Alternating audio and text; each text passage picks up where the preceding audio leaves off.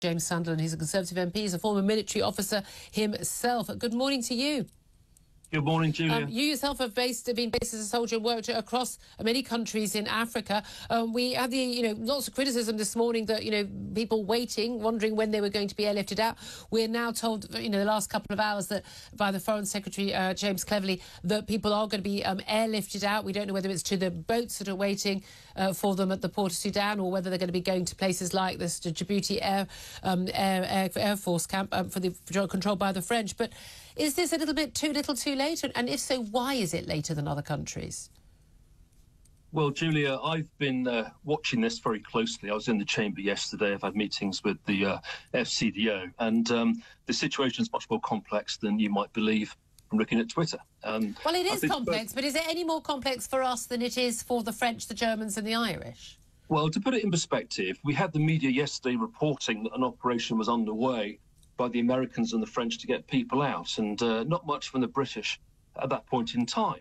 But of course, the media then reported that afternoon that the British had conducted an operation alongside the French and the Americans to get diplomats out. So the British have been fully involved and fully engaged from day one. They're part of the package of international response to this. And I think it'd be disingenuous to say that the British government reacted too late. OK. Can I ask you, though, about a conversation I had a little bit earlier before I came on air this morning with a very senior figure at the Ministry of Defence. And I asked, has the Foreign Office messed up yet again in Sudan, as they did in lots of ways in Afghanistan with the Kabul airlift in the summer of 2021, leaving the MOD, leaving, our boys and girls in uniform to pick up the pieces again? And the response was, you might say that, but I couldn't possibly comment. Of course, we'll know that as a classic sort of civil service refrain. Well, yes was the answer, wasn't it? I wouldn't be quite so bold to say that, but again, it's about complexity. If you cast your mind back to previous non-combatant evacuation operations in Liberia or in Somalia, they resulted in significant danger and loss of life for military personnel. So this is about the threat assessment, of what needs to be done. In my humble view, the Foreign Office has worked very closely with the MOD to understand the threat and to mitigate that threat.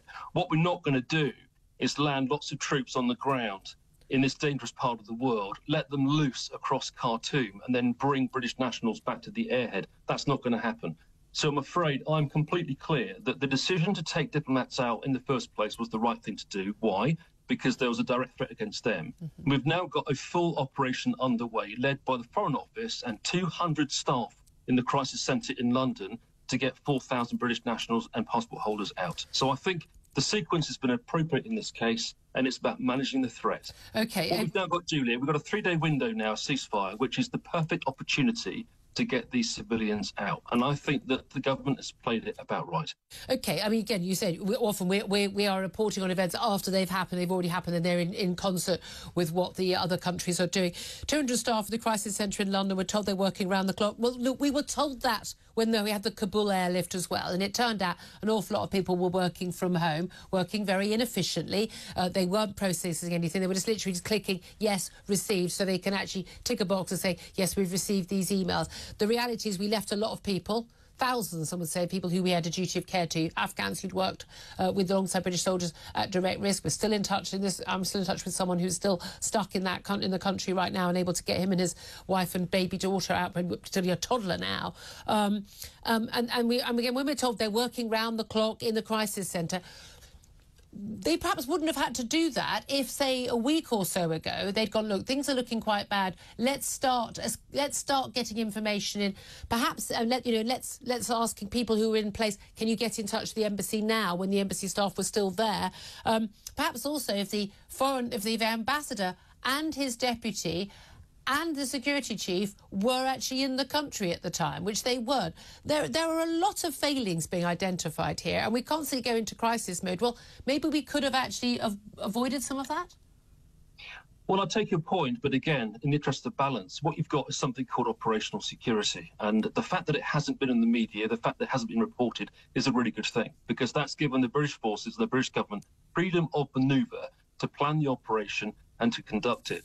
So, for example, British Embassy staff in Khartoum have been dealing with this for weeks and weeks and weeks. There's been contingency plans set up, and that resulted in 1,200 military personnel being mobilised. That is not a 5-minute job, and flown out to this part of the world to deal with the crisis. We've got plans in place now. James cleverly tweeted this morning that evacuation is now underway for the 4,000 Brits that are there using a 3-day window. So in hindsight, I think we'll look at this and think that it was well planned, well conducted, and that operational security was maintained all the way through.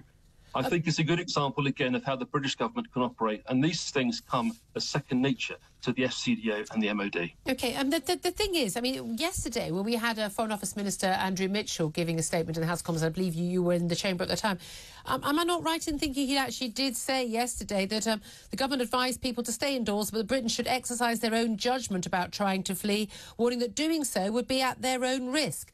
So if we had a plan in place already then, why was the Foreign Office Minister saying that the advice was to British nationals in Sudan, well, you may have to try and flee at your own risk, if we already had a plan in place, but it was just top secret and the media weren't allowed to report it? No, I'd take that. I was in the chamber yesterday and I wasn't entirely comfortable. There wasn't a plan then? Or he lied to the chamber, one of the two. Well, I don't think it did that. I think that the advice given yesterday was pragmatic. Clearly, the operation was underway on Sunday, diplomats out. And I think asking those that were present on the ground to stay indoors was absolutely the right thing to do, because they're least at risk if they're indoors.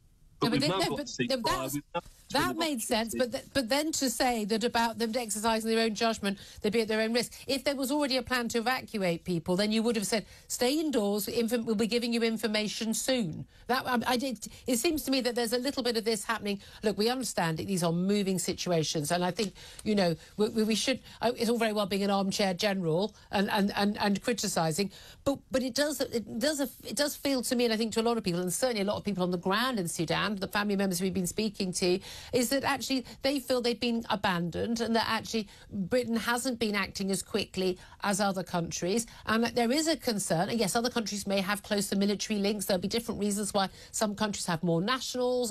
I understand all of that. However, there is just a feeling that people had until now been abandoned, didn't have any information, no one was contacting them, and actually it was media pressure, as is often the case, that got this off the ground, and that lessons still haven't been learnt about the Kabul airlift. Well, I mean, again, I take your point, but the reality is quite different. There's lots of Americans and French and Italians and Germans still in country, still in contact with their embassies, still in contact with their staff, and I think that you know, every single effort's been made now to get these people out safely, using the window of opportunity that we've now got. This is about threat assessment, Julia. It's about the need to protect operational security. Yeah. It's also about the need to protect people as best we can. And what we couldn't have was hordes of British troops marauding across Khartoum, rescuing Brits from their flats and their houses. It's just not going to happen. No. So I think ultimately the advice that's been given at this point in time is correct, and we're now working very hard to get people out. And in terms of the 3-day ceasefire, again, as we often seen in other countries as well, ceasefires often have a habit of not holding. There will be a massive time pressure to get people out as soon as possible. Some saying that it could take 48 hours to get that many people out of the country, in the hope that the ceasefire will hold at least that long to get them out, but that there will be concerns that ceasefire will be broken, and that clearly, British nationals will be a target for some of those warring factions as they head to the airport. Yeah, I agree. I mean, there's no nirvana here at all. There's no magic solution to warfare. I mean, Lynn Brown yesterday in the chamber said, we've got to stop the fighting. Well, at the risk of stating the bleeding obvious, of course we have. But my view now is that this is perfect for a UN operation. I think that once the situation stabilises sufficiently to put troops on the ground, we should be doing it. It is about negotiating with the warring factions. That should be quite straightforward. I'm sure that there are methods and means of making sure that they stop fighting. And this is about returning peace to a country that is quite unstable. Indeed. And it's another African country that's imploded, and we have a responsibility as part of the international community to do what we can. But there's no magic wand here, and there's no nirvana. And the British government, in my view, has acted pretty well to get our people out, and are doing so today with those that we haven't been able so far to get out. James Sunderland, really appreciate that. A man, not an armchair general, has actually been on the ground, because I've been former military officer, has actually served bases across Africa.